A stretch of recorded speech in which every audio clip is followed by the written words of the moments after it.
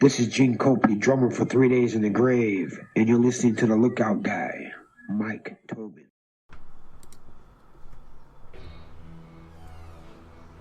Montag blieben laufen Roden.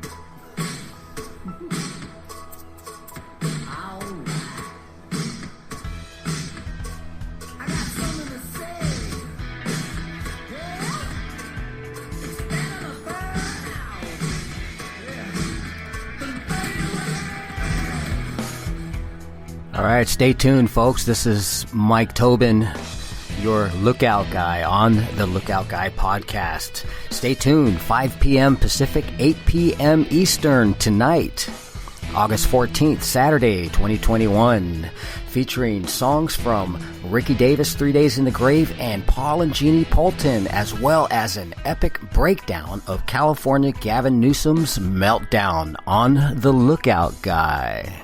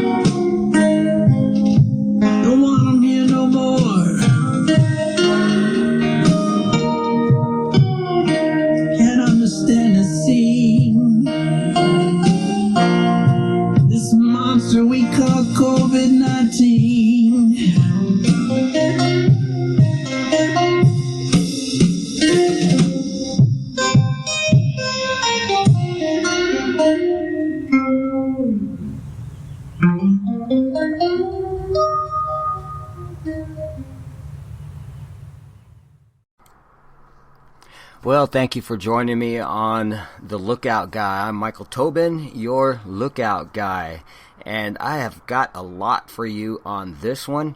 I'm just going to read most of the main headlines of the news today, which is Saturday, August 14th, 2021. And I have so much to say. I have been keeping this all to myself, mainly for the past year and a half or so, give or take, since March 11th, the anniversary day of the announcement of COVID, or this whole ordeal, March 11th of 2020, concerning COVID-19. And we all know that it was detected a few months earlier than that. But I want to share some previous thoughts of myself contracting it early on in late May of 2020, just 2 months after the major rollout of all of the restrictions and everything that we've been going through. And I want to share my thoughts about when that happened and my current thoughts, and of course the headlines. And after that, I am going to play for you. Let's go play in the playground. No, I'm going to play something that is very hilarious. California Governor Gavin Newsome's famous Meltdown. And this is going to be probably about 23, 24 minutes. I don't know, maybe 30, but you're going to love it. It's a clip from the John Phillips show from KABC AM 790 in Los Angeles. These guys are like the coolest guys that... this is going to be something that you haven't heard. You've probably seen brief clips about Gavin Newsome's meltdown in an interview. I think it was with Politico or some whack job newswire. And they're gonna break it all down for you. And if I had my crew of 12, 13, even 6 or 4 people in my podcasting crew, which I don't, it's only 3 people, me, myself, and I. But you're gonna love this breakdown of the whole interview with Gavin Newsom that took place the Friday before the Wednesday when this clip was on the air. This John Phillips clip, the John Phillips show clip, was on air on the 11th of August, just 3 days ago on a Wednesday. And the interview actually happened a few days prior on a Friday, 5 days before last Wednesday. So do the math. So yeah, that's what I'm going to do. Have a couple of more songs for you. Hope you enjoyed that song by my friend Ricky Davis, Monster 19. And coming up soon is going to be another cool tune from my friends 3 Days in the Grave.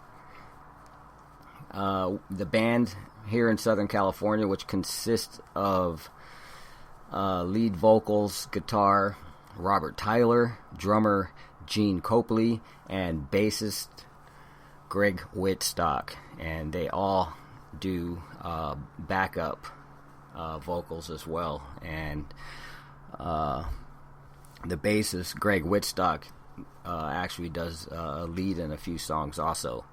But enough of the technical information right there. I want to get back into the show. Thank you again for joining me on the Lookout Guy with Mike Tobin. So here are the headlines. Virginia School Board approves pro-transgender policy forcing teachers to use students' preferred pronoun. And if you've been checking out the news, you know that the Supreme Court already ruled that people cannot be forced to refer to people by so-called preferred pronouns like them, theirs, or sure, or whatever. Anything other than he or she. We all know that there are 2 chromosomes, or one is a Y, one is an X, and XY. You know the thing. You're either male or a female. But Virginia is not the only one who is battling pro or transgender type issues, because just yesterday, here's another headline: Scotland decides 4-year-olds can choose new gender at school without parental consent. So they've got their battles just like we do, and even England is going through a lot of that stuff as well. Concerning Rand Paul, banned from YouTube over anti-mask resist video. And Israeli experts say U.S. pullout from Afghanistan is sending wrong message to the Middle East and beyond. Here's something. Washington, D.C. military base briefly locked down amid report of a gunman. That was yesterday. And that particular military base in Washington, D.C. Has experienced various other crime incidents that was part of the surrounding area, and people have scaled the fence and gotten caught, but it had nothing to do with anything particularly against the military base. But there was a shot. Police were initially looking for 2 people, but reports said that it was just one person, and they found the person. One person was actually killed on the military base in another incident. But you could just look that up. D.C. military base briefly locked down amid report of a gunman. That was yesterday. The Taliban continue rapid offensive to capture more Afghan territory while moving closer to Kabul. Christian doctors beat Biden in court. Will not be forced to perform abortions and transgender surgery. Here's one that's pretty irritating.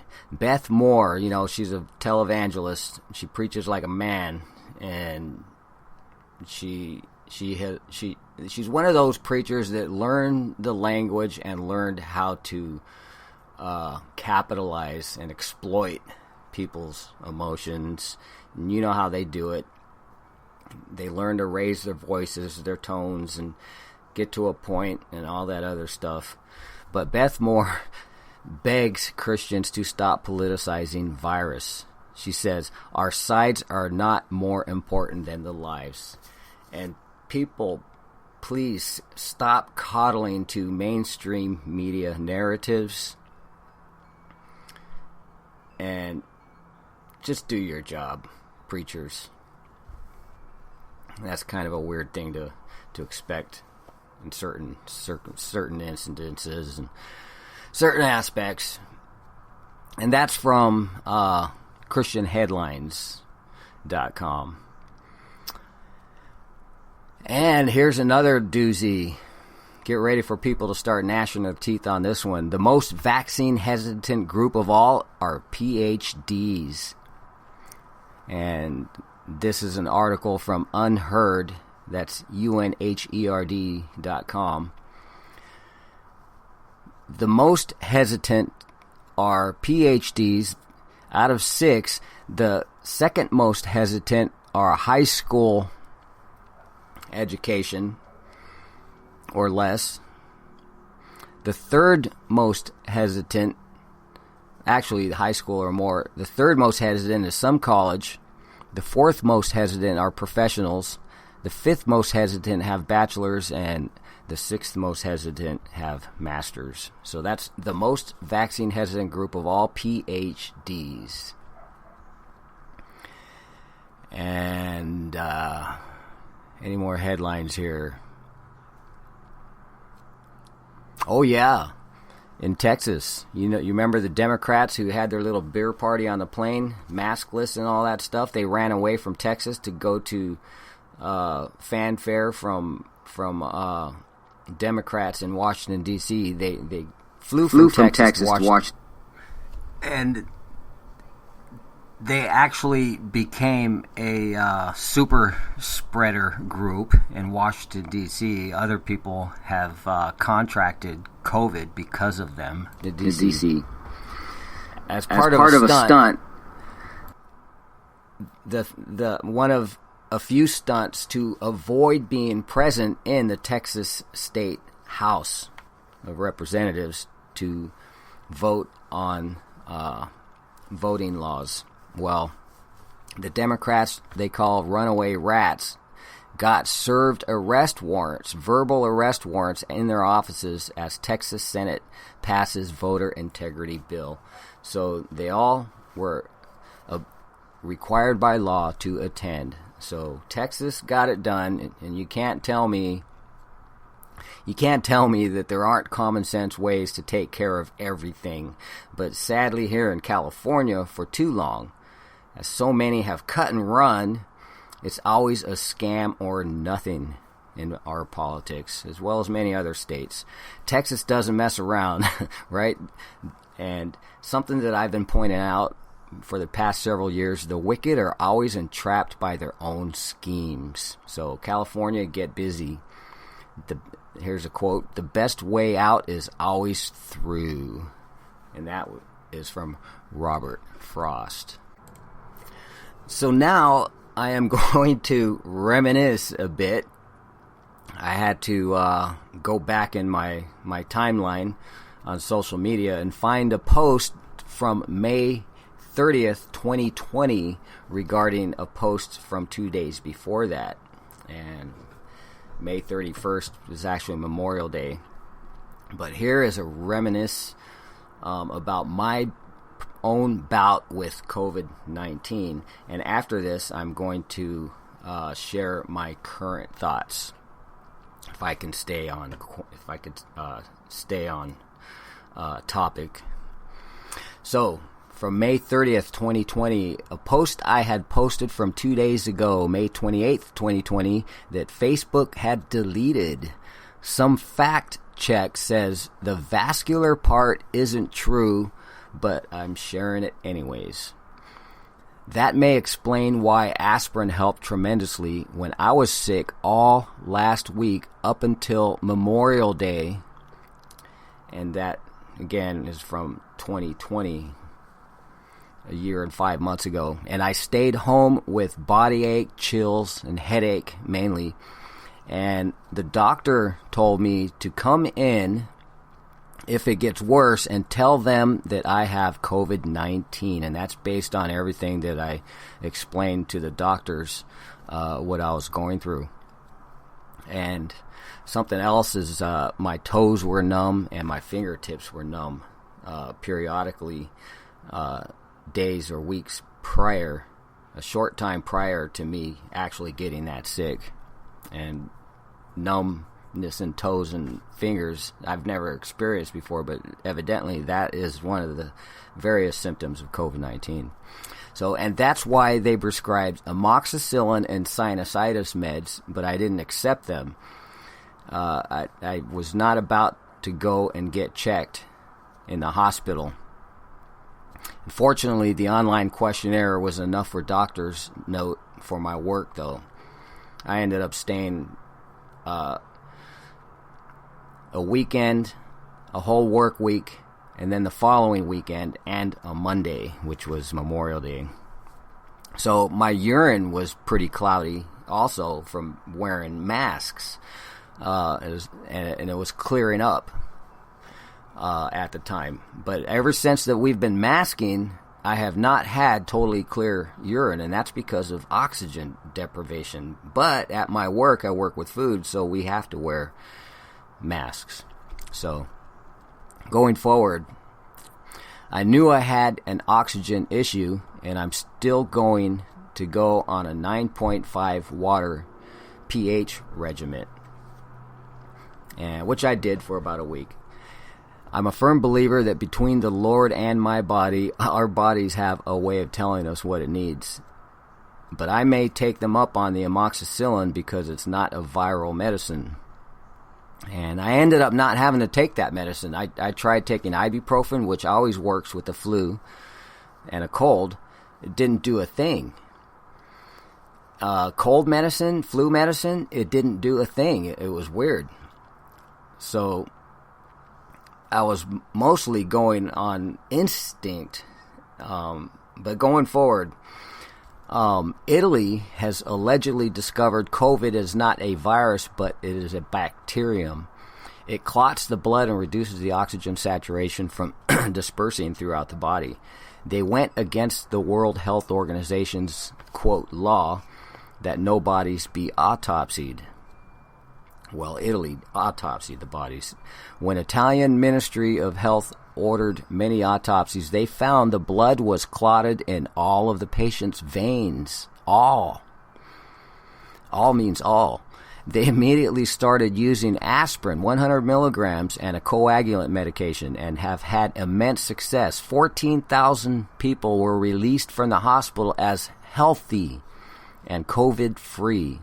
Italy, this is from last year, Italy is demanding Bill Gates and the World Health Organization be held accountable for crimes against humanity for misleading, misdirecting, and withholding life-saving information from the world, which cost the lives of thousands. Ventilators and ICU units were not necessary. A mandated vaccine is not necessary. COVID-19 is a bacterium easily treated with aspirin and coagulant. And mind you, folks, this is from an article that I had to cut-paste because links were being deleted from Facebook. So my second attempt, it's still here. Spread the word. Make this global. Hopefully our president will learn about this and do something about it. Well, we know that former President Donald Trump didn't. He ended up touting the vaccine as the save-all. So it doesn't make sense for mainstream media narratives to say that Trump supporters are the ones most against the vaccine when Trump is just as much for it as anybody else. But going forward, before we lose all of our constitutional freedoms, we need to continue to speak up. Another article regarding it is from Carly J. Gardipi. 2020 Coronavirus and Health Discovery. Autopsies prove that COVID-19 is a disseminated intravascular coagulation, pulmonary thrombosis, more specifically.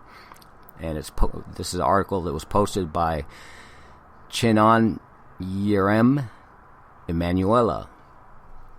And it reads, "It is now clear that the whole world has been attacking the so-called coronavirus pandemic wrongly due to a serious pathophysiological diagnosis error. According to valuable information from Italian pathologists, ventilators and intensive care units were never needed. Autopsies performed by the Italian pathologists has shown that it is not pneumonia, but it is disseminated intravascular coagulation, or mainly thrombosis specifically, which ought to be fought with antibiotics, antivirals, anti-inflammatories, and anticoagulants."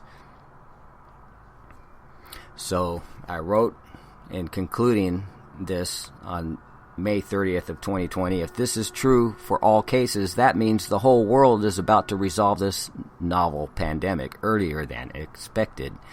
And we all know that it did not. So that is my reminisce about my bout with COVID-19.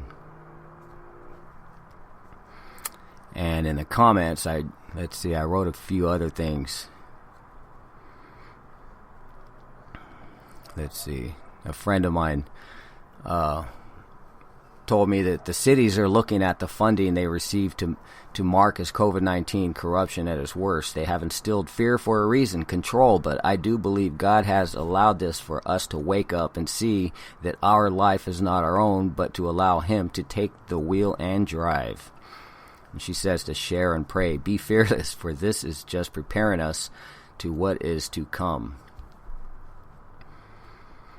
So I replied, I haven't read or heard it yet, but artificial and this leads to another subject about universal income.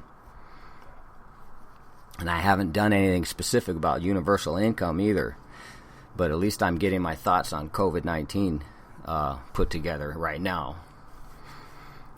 So I haven't read or heard about it yet, but artificial intelligence, universal income, and a whole new section of workforce is being created, and a section of the population, mostly elderly, is being euthanized before socialist subsidies can be afforded. You know what I mean by that? I mean that if we're going to have universal health care right now, it's just going to be too expensive. But if enough people die, certain folks believe that it will be doable. So I continue. I believe Trump has been coerced and convinced it's for the greater good. Otherwise, why would he be so hip hip hooray about the vaccine? The only way this will succeed is if God allows it. I don't believe it will succeed. There are worse things God is going to allow, but as for God allowing the current methods to achieve what is going to fail, I do agree he is allowing the methods for the time being for the reasons, and I say you point out. That was in reply to my friend.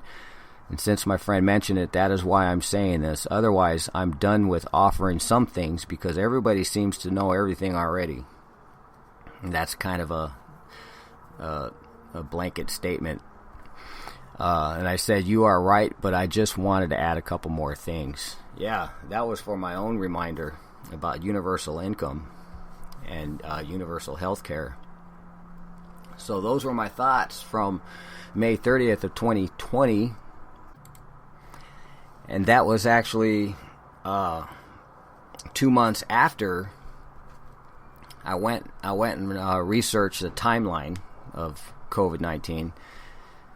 It says that March 11 represents the 1-year anniversary since the World Health Organization declared COVID-19 a global pandemic.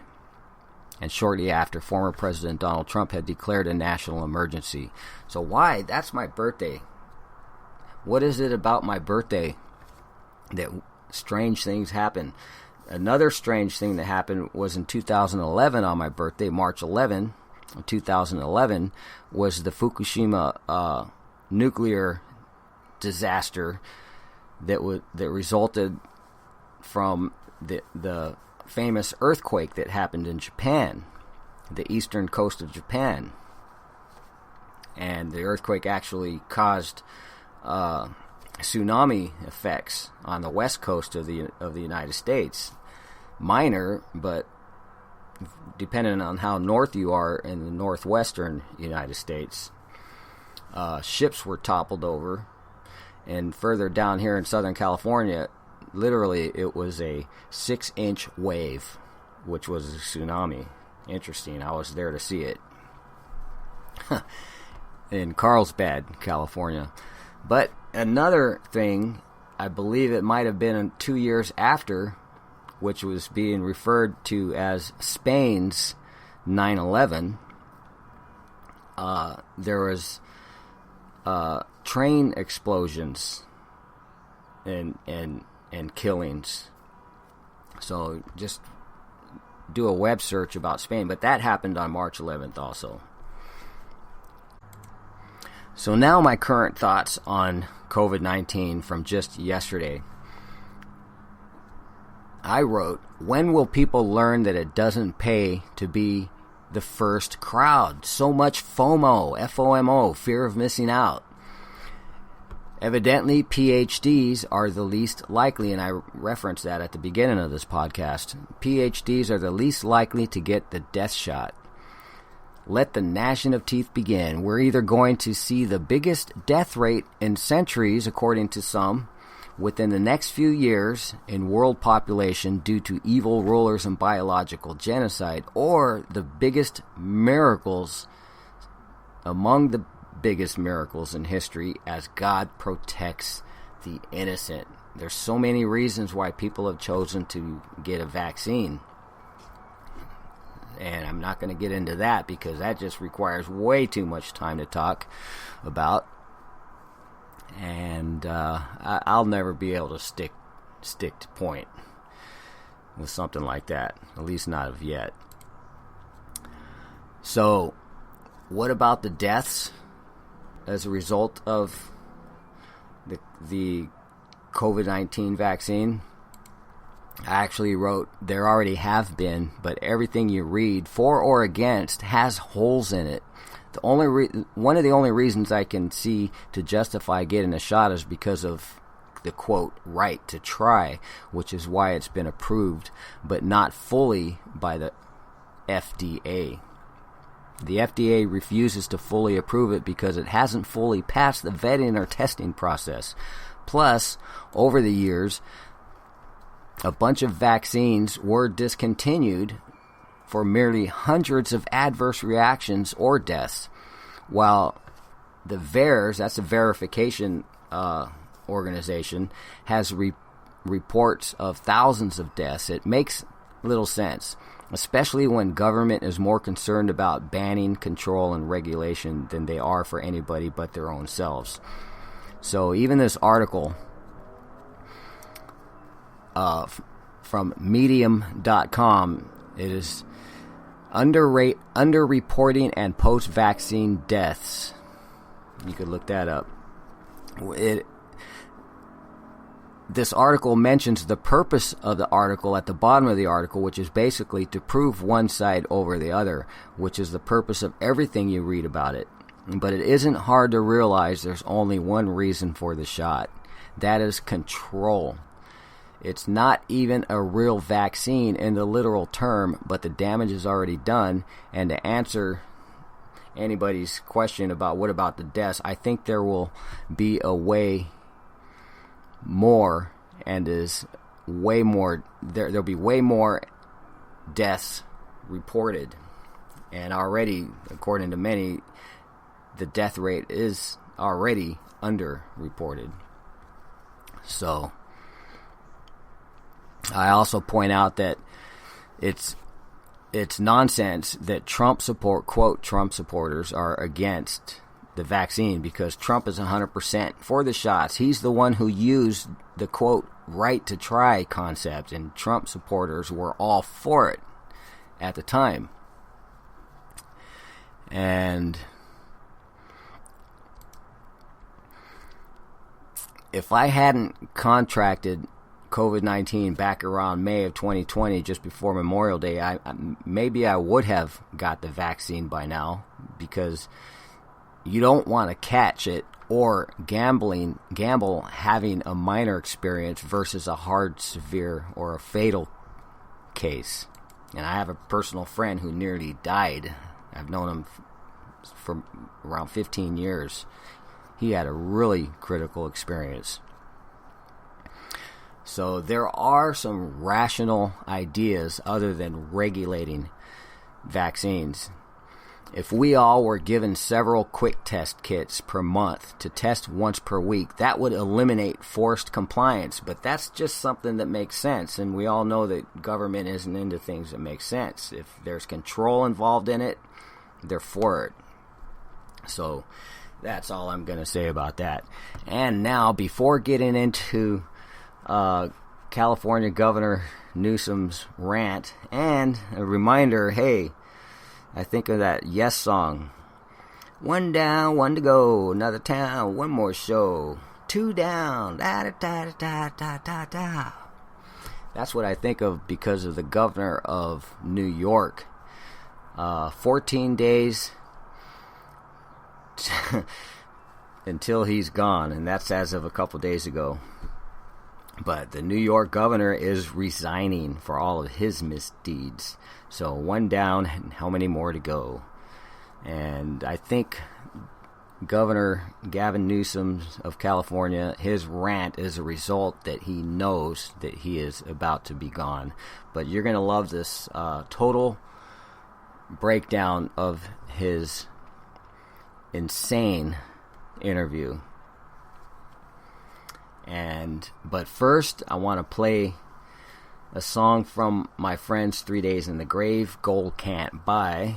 And I want to play something for you from my friends in the UK, Midnight in Harlem. And I'm going to play for you something else, a little surprise from my friend. Midnight in Harlem is from my friends Paul and Jeannie Poulton, from the Paul Poulton Project, and from my friend Paul's wife, Jeannie Poulton, from her earlier days. in a Christian band called the Reapers, and that's the beginning of the Jesus movement. So I got my hands on a couple of killer songs from the Reapers, where Jeannie is a lead singer in that as well. But first, here's Gold Can't Buy, and that will be finally followed by Governor Gavin Newsome's Rant Breakdown. Hey, it's Greg Whitstock here of 3 Days in the Grave. I'm the bass player. You're listening to Mike Tobin, the Lookout Guy.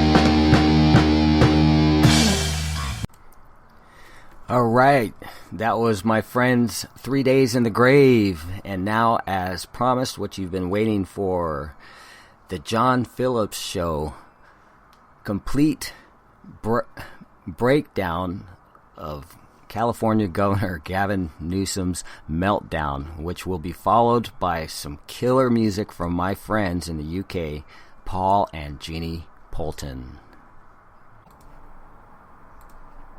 There is some sound of the warden that is traveling around the internet at the speed of light. And Randy, I can't stop watching it. I find this so funny that this is starting to make the rounds, because this is audio that we previewed last Friday of Newsome's roundabout interview on Zoom with every editorial board of all the local newspapers, asking question after question after question, and he was starting to get real frustrated, especially when you hit the things that really just needle him, like the cost of living in the state of California. He couldn't take it anymore. Now, here's what's so strange about this. We spend a lot of time playing sound of the warden on this program. We've all seen him on the news. We've all read his quotes in the newspaper. We know how he talks. We know what his crutches are. We know what his demeanor typically is. And it's always the same. He's this patrician, San Franciscan, metrosexual, gentry class, wine shop owner. That is who Gavin Newsom is. And he uses weird words and weird tics, and he uses them over and over and over again like it's machine gun fire. Well, he's very mindful about it. Oh, mindful is one of his favorite words. Humility is one of his favorite words. As it relates to is something he uses 1,500 times a paragraph. We know how he speaks. He's not crass. He's not profane. He's not a hothead. He's the same slick character over and over and over again. Would you like an example? Let's hear it. We're mindful of the stress, the anxiety, the fear that each and every one of you have had to work through over the course of the last number of months. We are mindful. I'm mindful of those areas where we continue to struggle. I'm mindful about this drought, $5.1 billion investment. I'm mindful about wildfire prevention, $2.2 billion investment. I'm mindful about the stresses and challenges that we face as a state. Most of that wasn't even edited. And it's a year and 5 months, not a number of months. That's the warden that we've all come to know and hate. And there's this video that's working its way around the internet that shows him looking like a 1980s stockbroker swearing up a storm.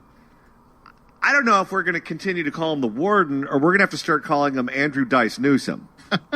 What's interesting to me is that this interview was Thursday, the day after the California recall debate that aired on Fox 11. And one of the big applause lines was cantankerous old Doug Osei saying this: "Just answer the damn phone." And ever since then, Newsom has been saying damn as often as he can, even when he's not talking about dams.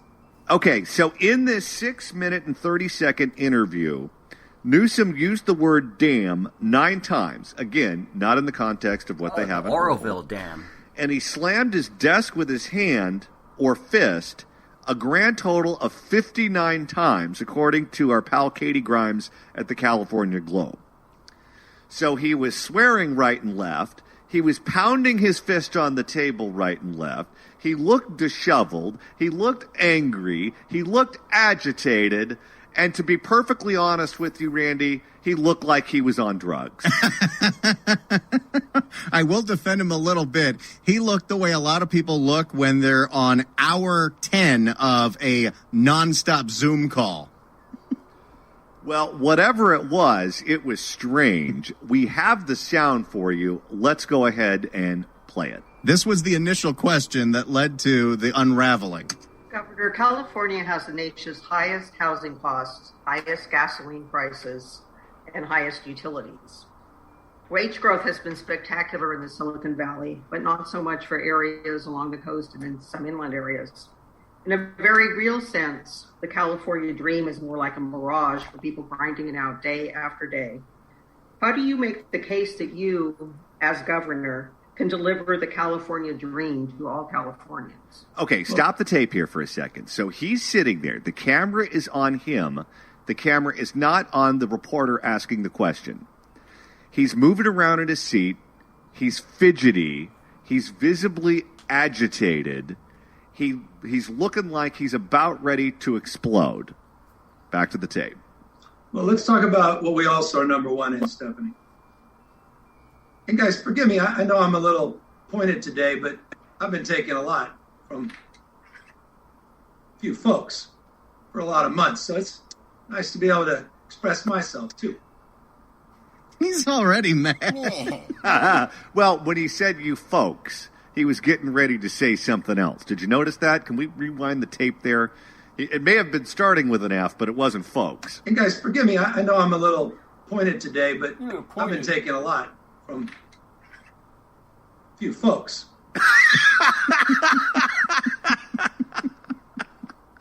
Might have been a different word. Oh, yeah. Can you imagine if he dropped the F-bomb on that call? Directed at reporters? Would have been fantastic. I would have had to completely rethink this recall. and this is, a pretty, easy question. It's just the cost of living. But this comes right after he got grilled on his support of Prop 47, Prop 57, and the insane rise in crime all throughout California. So he's real pissed off at this point. A few folks for a lot of months. So it's nice to be able to express myself, too. Yeah, because he never gets a chance to express himself except his daily press conferences. Yeah, no kidding, where he uses 9,000 words to make one point. But I do it with deep pride in this state. As a Californian, I'm a future ex-governor. It could happen in a few weeks, could happen in a few years. I love this. Okay, stop the tape there. That is actually very, very interesting, and it provides a window into the mind of this charlatan. Because he, for the first time, has acknowledged that the recall could actually take, and he could be thrown out on his keister, although given his new vocabulary, he may have used a different word. But he has acknowledged that this thing could go either way, whether he knows it or not. By using that terminology, we are now marinating in his brain the idea that the people of California are so angry at his failed leadership that we may actually boot him from office. As a Californian, I'm a future ex-governor. It could happen in a few weeks, could happen in a few years. I love this damn state. We're number one. There's the first damn. Oh, boy, are we playing the drinking game here? You know what? If you're playing at home, go ahead and play the Gavin Newsom damn drinking game, where you take a shot every time he says damn. If you're driving or if you're at work, we do not advise you to play this drinking game. Well, even if you're at home, make sure that your cell phone has enough batteries for someone to call 911. I love this damn state. We're number one in job creation, tenfold the American economy, 559,000 jobs. Eat your heart out, Texas, Florida. Why does he hate Texas and Florida so much? They really get under his skin. Well, can you imagine that hair and humidity? He's going to look like Antonio Villaraigosa does now. We're number one in the Bloomberg Index of innovation and entrepreneurialism. We dominated yet again in venture capital. And that's not just for fancy folks in Silicon Valley. That's pushing out the boundaries of discovery and opportunity, innovation, and Tesla left advantages California. each and every one of us. Like this technology where we have to do these stupid interviews over Zoom. It never seemed to work whenever the reporters are asking questions he doesn't like. 53% the nation's venture capital. Over 100 damn IPOs. There's your second damn. Take a shot. Well, and that one was just totally unnecessary. Over 100 damn IPOs year to date in this state. $80+ billion budget surplus. 80+ billion, not that 76 billion. We had another $3.9 billion in new cash. Okay, stop the tape there. A lot of that is from loans from the feds, which means at some point we have to pay it back. Do you ever see that episode of Married with Children where they send Buck the dog a credit card in the mail? And Al and Peg and the kids are all of the belief that if they max out the credit card, they don't have to pay the bill because it's in the dog's name. Yeah, what are they going to do? Take the dog to jail? That's right. So they go out and they max it out at the mall and they have a good time. And suddenly, when they figure out they have to pay the bill, it's a big surprise. And that's what's happening right now in the state of California. Over 100 damn IPOs year to date in this state. $80+ billion budget surplus. 80+ billion, not that 76 billion. We had another $3.9 billion in new cash. We had better health outcomes in Florida and Texas and better economic outcomes. Our economy contracted at a more modest rate than Florida and Texas. Whose numbers are you looking at for that? No. In California, one of the things that's happening is you have two economies. You have a Silicon Valley economy, a white-collar economy, people who work in banking and technology, that sort of thing, where their industries took off like rocket ships because you need more technology when you have to alter the way people live their lives. So if you are a service that delivers groceries over an app on the phone and you're headquartered in San Jose, business has been good and you're hiring more people and everything's fine. But what he doesn't understand, and this is what's driving the anger, particularly in Southern California, if you own a restaurant next to Disneyland and you've been shut down for the greater part of a year or limited in terms of who you can sell to, how many people you can put in your restaurant, what hours you can be open, et cetera, et cetera, et cetera, and you've got the state who's paying your employees more to sit at home on EDD than to come work in your restaurant, your life has been ruined. And people who are in that same boat, primarily in Southern and Central California, are all experiencing the same pain. But that's not the world he comes from. The world he comes from is the gentry class of San Francisco. And those people are doing just fine. Those industries are doing just fine. He cannot wrap his head around the fact that people are angry as a direct result of his policies and edicts. Because the people who are angry are people who never interact with him in his world. And he'll never understand that. And his advisors and campaign contributors and everyone around him comes from the same cloth. They're cut from the same cloth as him. This is part of the problem when a tiny little cabal from San Francisco controls the entire state. If you live in San Francisco, your life is in no way similar to someone who lives in Anaheim. It's just not. Or El Segundo. Or Woodland Hills. Or wherever. It's just not the same thing. The only thing we have in common is you have to look down where you walk because you might step in poopy. That's right, yes. And the homeless have taken over. But right now, we're going through the sound of Warden Newsome's complete and utter meltdown in his Zoom call with California opinion writers. Let's go back to the scene of the crime. Do you know, Stephanie, that middle-class families in Texas pay more taxes than middle-class Californians? Look that up. That's a fact. All right, stop the tape there. Because that is also something that's totally disingenuous. Taxes are a part of the reason why people are hightailing it out of California. And let's be clear, they get cute with what they consider to be a tax and what they consider to be a fee. For example, when you pay your car tax, in the eyes of Sacramento, that's not a tax. That's a vehicle license fee. If you park at the beach, that's a fee. If you go to a state park, that's a fee. There are any number of bills that you pay to the state of California that you may or may not consider a tax that they consider a fee. But the main reason that people are hightailing it out of California is the high cost of living. Taxes are a component of that, but it's not all of it. And crime. If building restrictions are so severe that the cost of housing gets to the point to where middle-class people can't afford to own a home, that's a tax by another name. If the schools are so bad that you have to send your kid to private school or they're not open at all because the teachers' unions control everything, that's a tax by another name. If you have to live in an HOA because crime and homelessness in your area is so high that you can't just rely on the local police department to keep you safe, that HOA fee is a tax by a different name. if you can't use the parks, the beaches, the libraries, because they've been taken over by the homeless, and you have to buy books on Amazon or take your kids to a beach in Mexico or a different part of the country, that's a tax by a different name.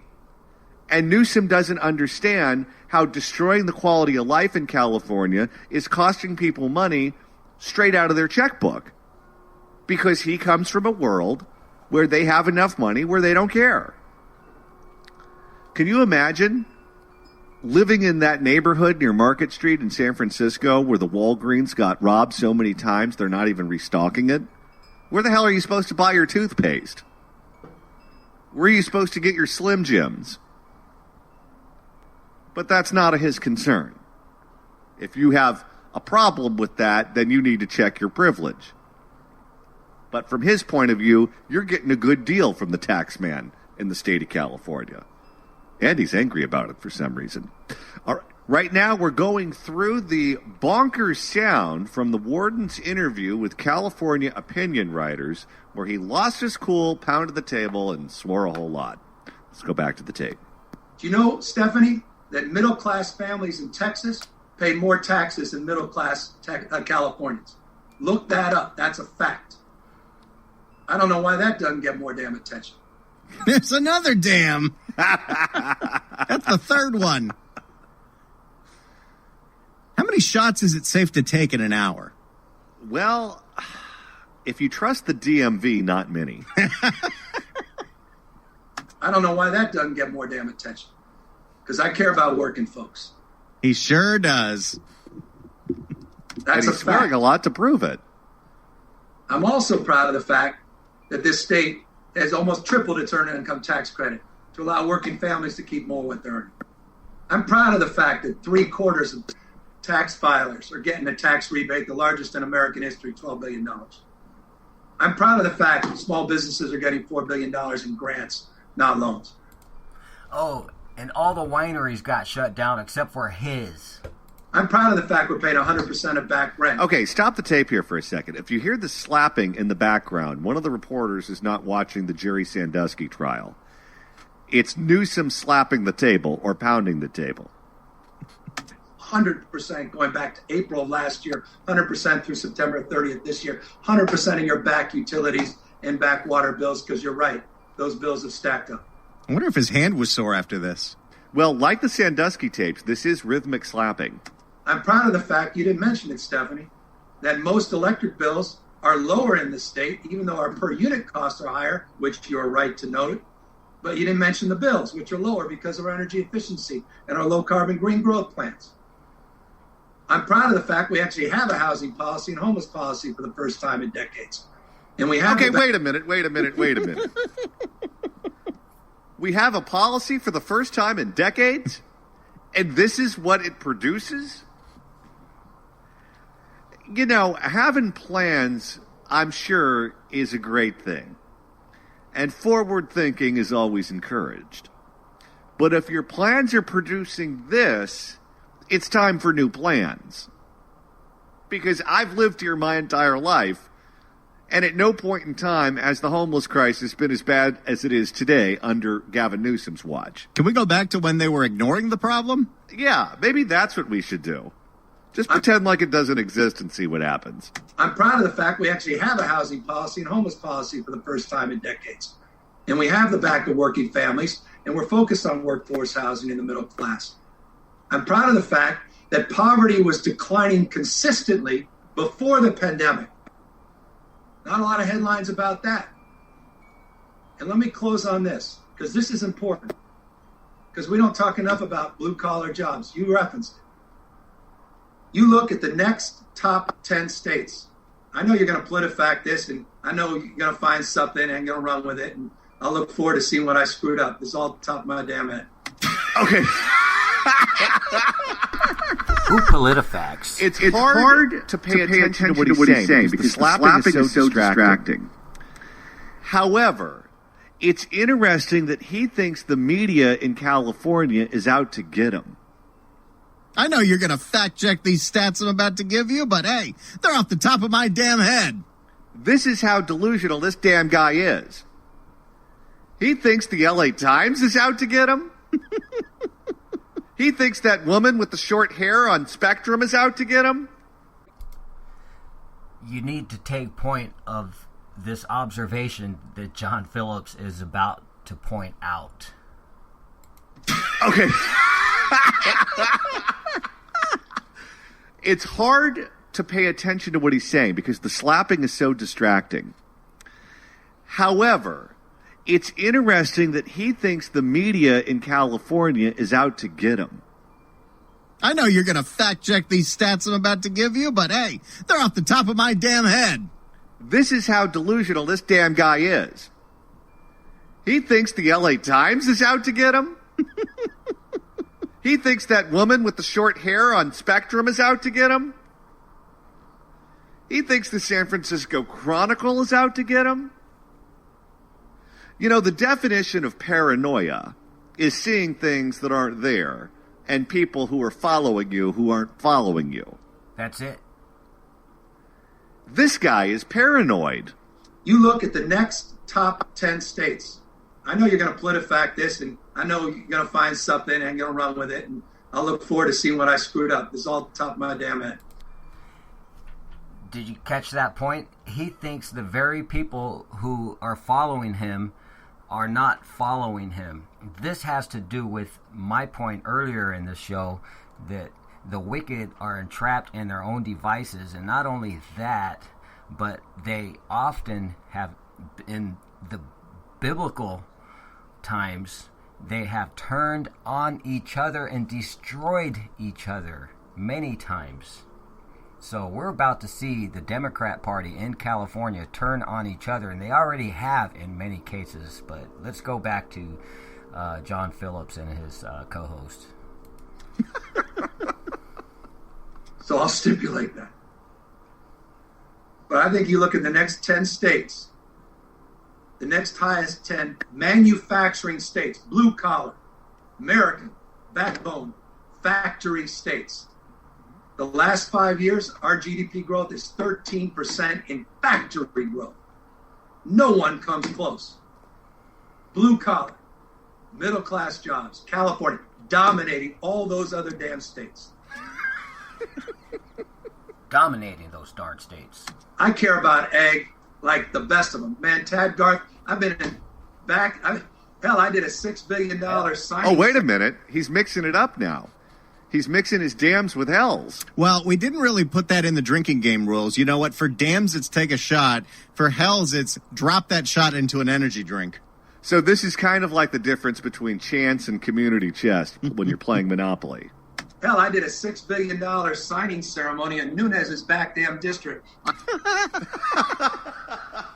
Wait a minute. What happens if he works hell and damn in the same sentence? And an attack on Devin Nunes. Oh, this is, you know what? Finish your drink, people. Hell, I did a $6 billion signing ceremony in Nunez's back damn district on a bill he opposed to get broadband to every one of his damn constituents. Now he's picking on Nunes. Now he's cursing the constituents. I was there in Fresno, and near Bakersfield, those same Republicans that wanted to cut Medicaid for all those people, expanding it to those same constituents in their backyard. I've been in the Central Valley, not for symbolism, substance. I care deeply about the Valley. Sure you do. Was he picking up trash there, too? You know, we haven't seen him picking up much trash in Fresno. The last time it was in Berkeley. Randy, excuse me. It's picking up damn trash in Fresno. You know, I think his favorite Broadway production is Damn Yankees. I'm there on a weekly basis. We really could use that statewide broadband, Gavin. Making announcements to address these issues. But I'm proud of the fact our ag, our fishing, and our logging industry is bigger than the next 5 states combined. Well, we're the largest state. So no what kidding. What do you even say? Oh, that's another point. People on this station, KABC, frequently say California is the largest state. But Texas is actually the largest state landmass-wise. But they're failing to point out that population-wise, California is the largest state. Another statement that I'm hearing on this station KABC is that Los Angeles County is the largest county in the United States. It is not. Population-wise, Los Angeles County is the largest county, but land mass, San Bernardino County is the largest county. Just a couple of technicalities. Now back to John. Oh, and the damn Yankees. I saw the damn Yankees at the Pantages Theater in Hollywood, Burbank, wherever the particular location is at. And that was with famous actor Jerry Lewis, and I actually got to meet him in the meet and greet after the Broadway play, and got to shake his hand. The damn Yankees. It would be really nice to get one of those performances on video. But back to John Phillips and his co-host. Dang!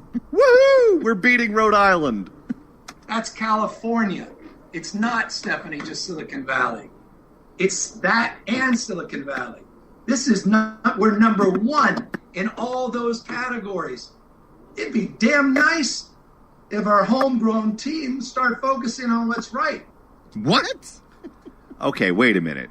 It would be damn nice if our homegrown team would focus on what's right.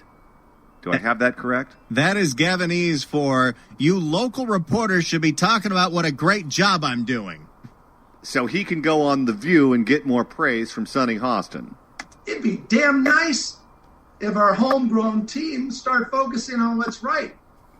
Everybody outside this state is bitching about this state because of our success, and I'm proud of it. I'm not naive about our competitive. Wait, he's not what? I'm proud of it. I'm not naive about our competitive. He pulled the Biden there. That's not a word. I'm not naive about our competitive.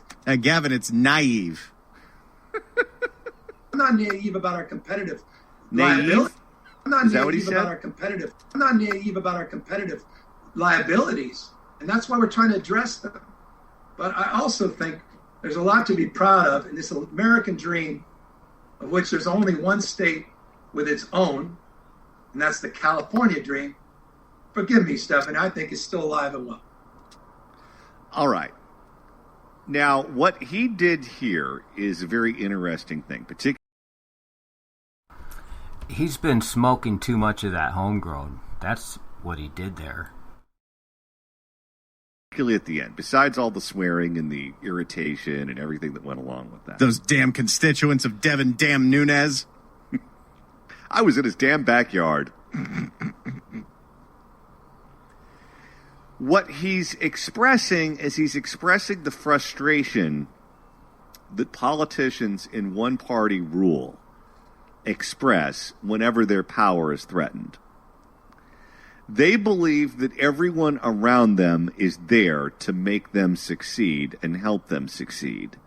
And anyone who's not rowing along with the boat or giving the company line is committing an act of heresy. If you go back to when Gray Davis was governor in the state of California, it may have been his first State of the State address. It wasn't his first, it was one of the first ones. And he said to a joint session of the state legislature, "You are here to implement my vision." Meaning, I was elected to run the state, I'm the guy who's in charge, and you're here to be the functionaries to make it happen. And that went over like a lead balloon, particularly with John Burton. I think Antonio Villaraigosa was the Speaker of the Assembly at the time. But John Burton ran the Senate. John Burton was an old former congressman drug addict who wasn't going to take any crap from anyone, namely Gray Davis. And so he told Gray Davis, well, I actually can't use the words that he told Gray Davis, but they're more severe than what Gavin was using. Let's put it that way. Well, we had hell and damn. I wonder what's left. Well, use your imagination. By the way, Gray Davis was California's first recalled governor, and followed by the fake Republican Schwarzenegger. That was back in, I believe, like 2006. And what Newsom was doing here was telling the press corps, in other words, you're liberal, I'm liberal, this is a liberal state, you're here to make me look good. Stay tuned. You're here for to this coming sell up our point. policy, you're here to sell our achievements, and you're not doing that, and it's making me very angry. Yes, I expect it from Fox. Yes, I expect it from talk radio. Yes, I expect it from conservative news sites on the internet and social media from accounts of people that don't like me. But you people, I'm disappointed in. The reason I'm unpopular is because you're not selling my success the way you should. He is lashing out at them.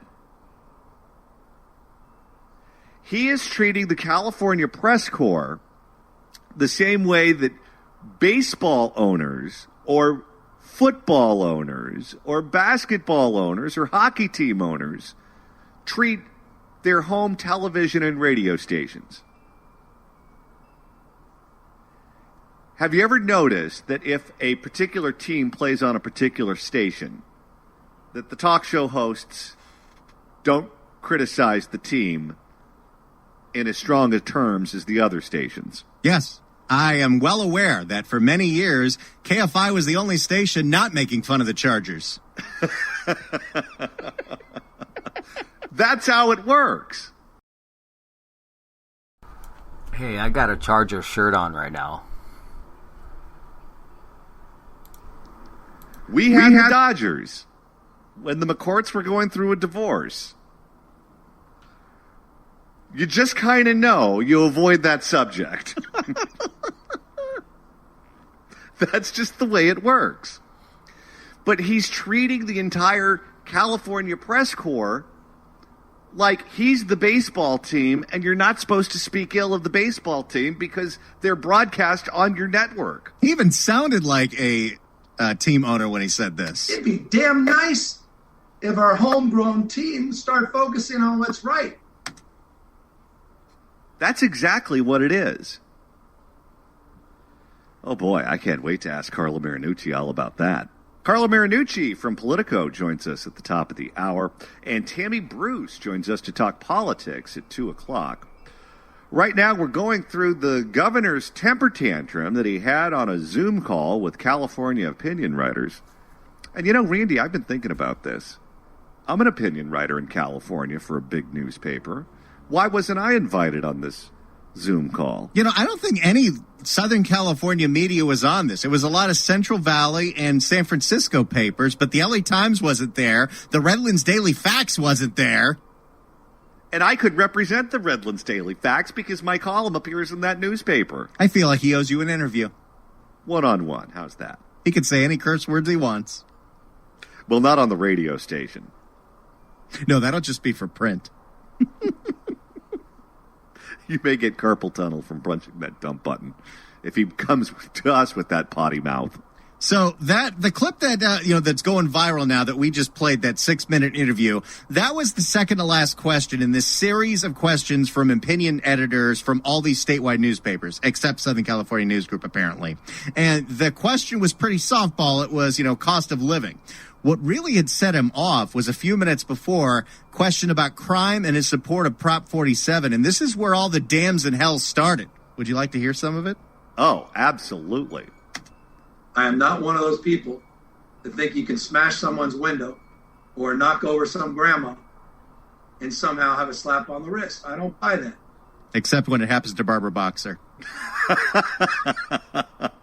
At the same time, I'll take a backseat to nobody in my desire to deal with what the hell's wrong with you, that you did that in the first place, and try to get under the hood and try to address that issue in a compassionate, thoughtful, and judicious way. Yeah, when somebody assaults and knocks over Barbara Boxer in the middle of Oakland to steal her cell phone, we want to figure out what was the psychological issues that really inspired that decision of that.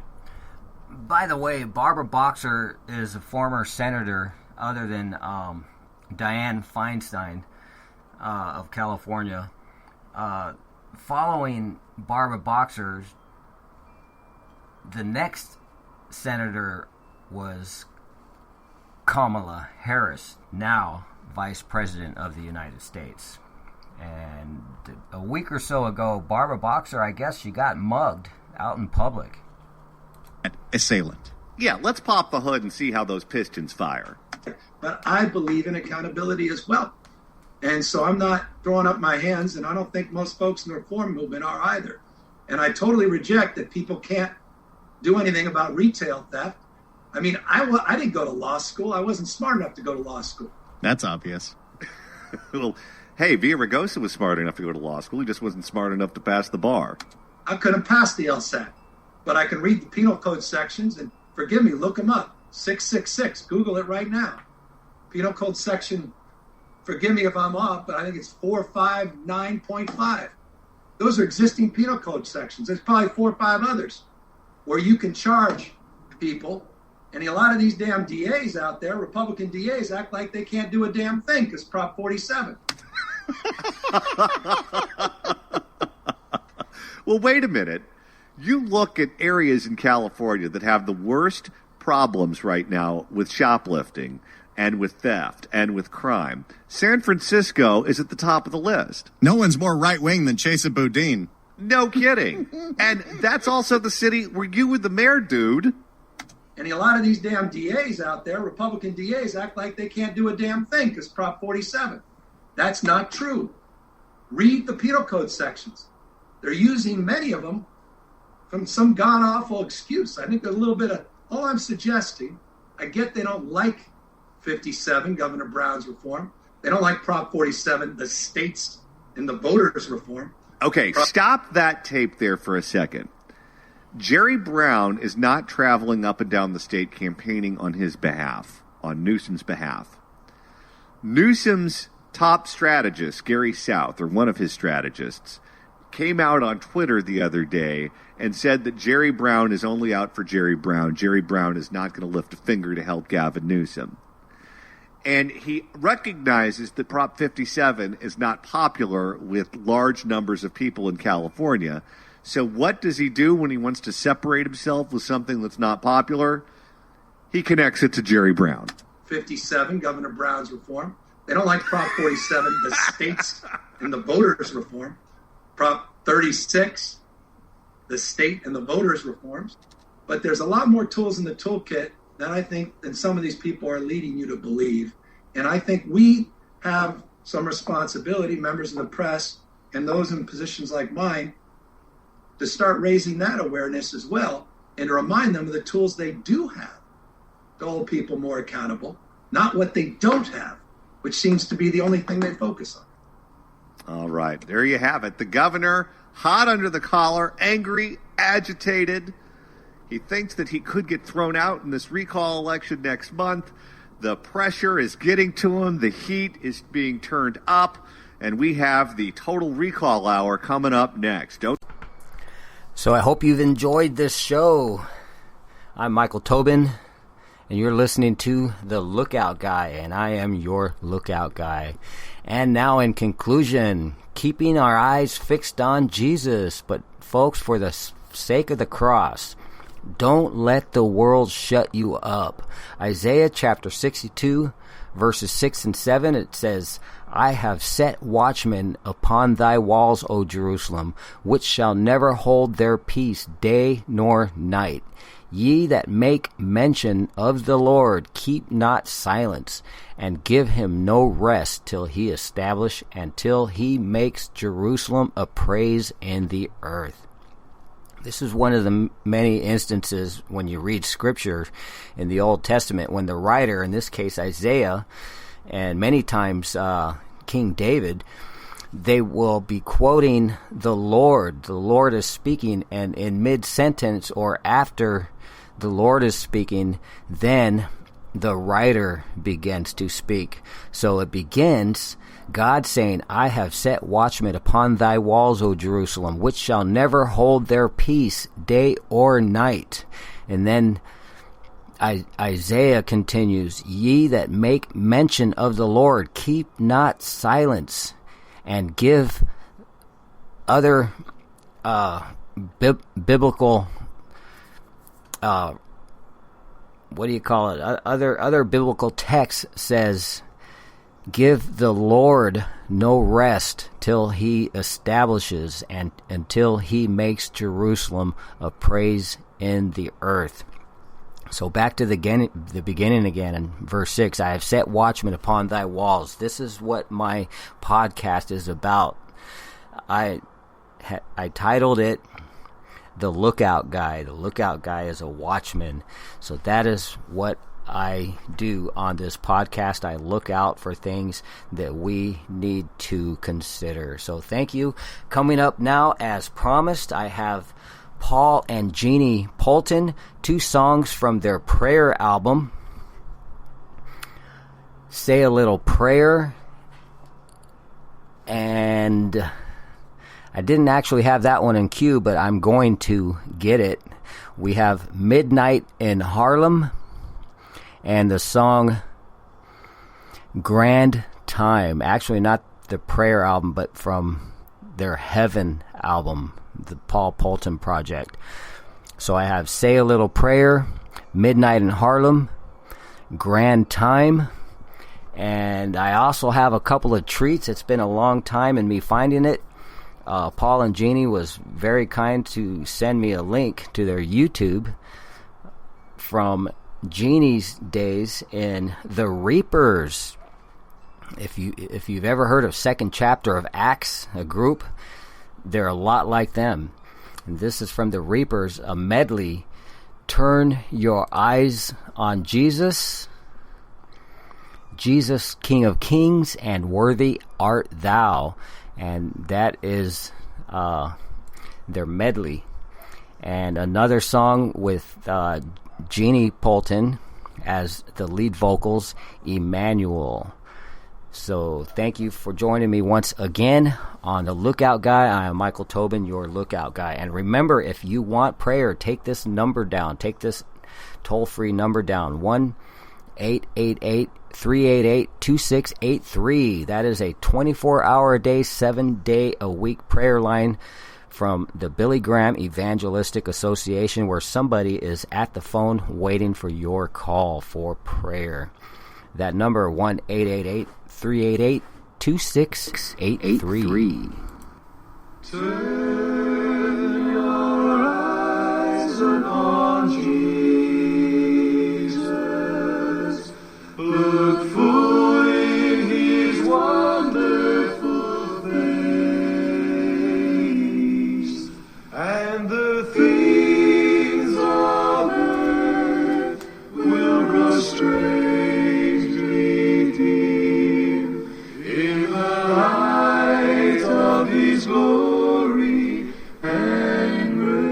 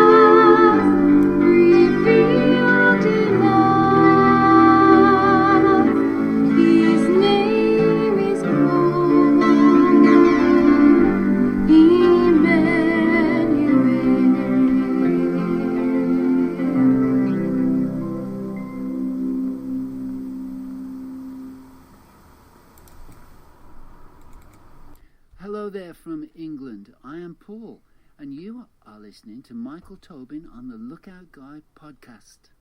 The most wholesome podcaster in the known universe. Oh, that's true. And I'm Jeannie.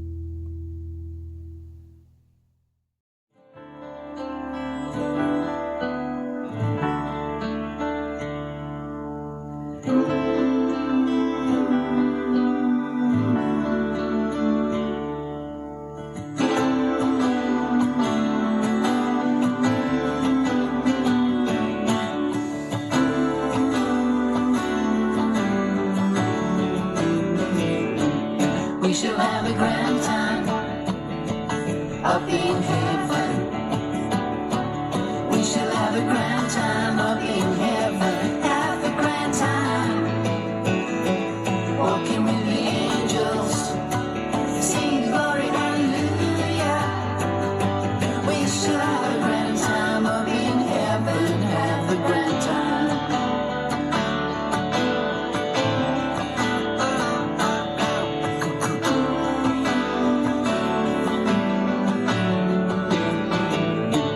We shall have a grand time up in heaven.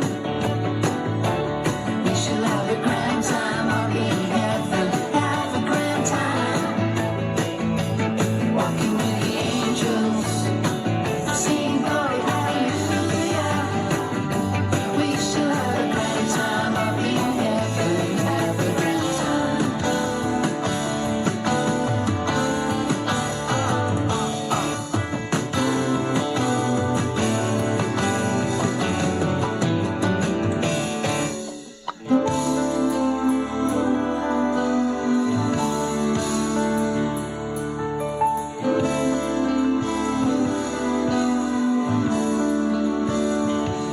We shall have a grand time up in heaven. We shall have a grand time up in heaven. Have a grand time. Walking with the angels. Singing glory, hallelujah. We shall have a grand time up in heaven. Have a grand time.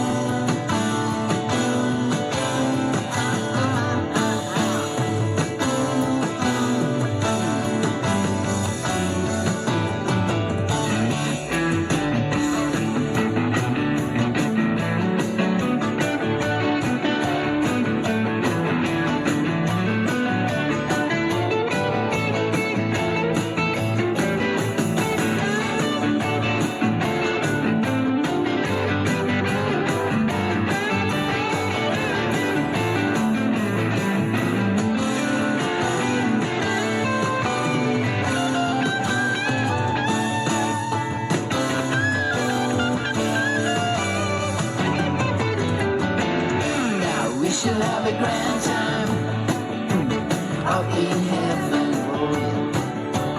We shall have a grand time up in heaven. Have a grand time.